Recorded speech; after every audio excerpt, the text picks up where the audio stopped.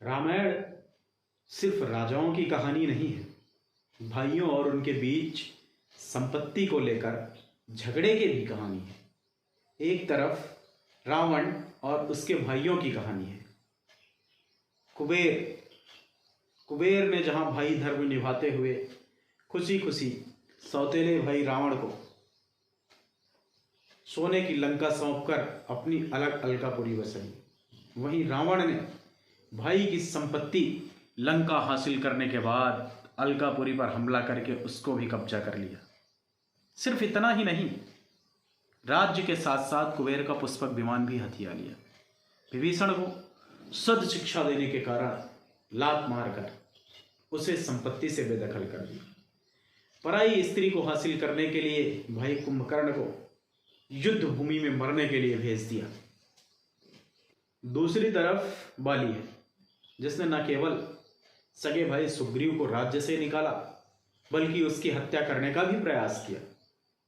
उसकी पत्नी को भी हथिया लिया। रावण और बाली दोनों ने भ्राता धर्म का पालन नहीं किया।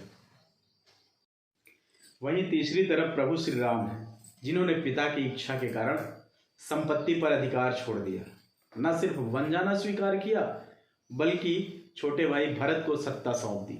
इस सिंहासन पर आसीन होते हुए 14 वर्षों तक श्री राम की खड़ाओं सिंहासन पर रखकर राज्य चलाया। वनवास से लौटते ही प्रभु श्री राम के लिए तुरंत सिंहासन छोड़ दिया। लक्ष्मण चाहते तो राज्य में ही रुककर सुख सुविधाएं भोग सकते थे, राज्य को हथियाने के लिए साजिशें कर सकते थे, लेकिन उन्होंने अपने बड़े भाई की सेवा के लिए वन जाना उचित समझा। न सिर्फ वन गए बल्कि युद्ध भूमि में भाई के लिए मौत के मुख तक चले गए। प्रभु श्री राम ने ज्येष्ठ भ्राता धर्म निभाया, इसलिए उनके अनुजों ने भी अपना धर्म निभाया। रावण और बाली ने भाइयों के ऊपर संपत्ति को प्राथमिकता दी, इसलिए विभीषण और सुग्रीव ने अपने भाइयों के खिलाफ श्री राम का साथ और सहयोग लिया और वो राजा बने। लक्ष्मण ने सिर्फ एक गलती की, शूर्पणखा की नाक कान काट दिए।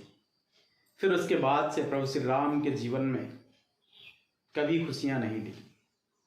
सीता का हरण हुआ, रावण से युद्ध हुआ, सीता पर कलंक लगा, सीता का त्याग हुआ, अपने ही पुत्रों से युद्ध करना पड़ा। सीता सदा सदा के लिए मायके चली गई। उनके पास एक भाई था जो सोता ही रहता था, कुंभकर्ण। प्रभु श्री राम के पास एक भाई था जो सोता ही नहीं था। संपत्ति कभी भी भाई से बढ़कर नहीं होनी चाहिए, क्योंकि भाई वहां खड़े होते हैं जहां मामले बड़े होते हैं।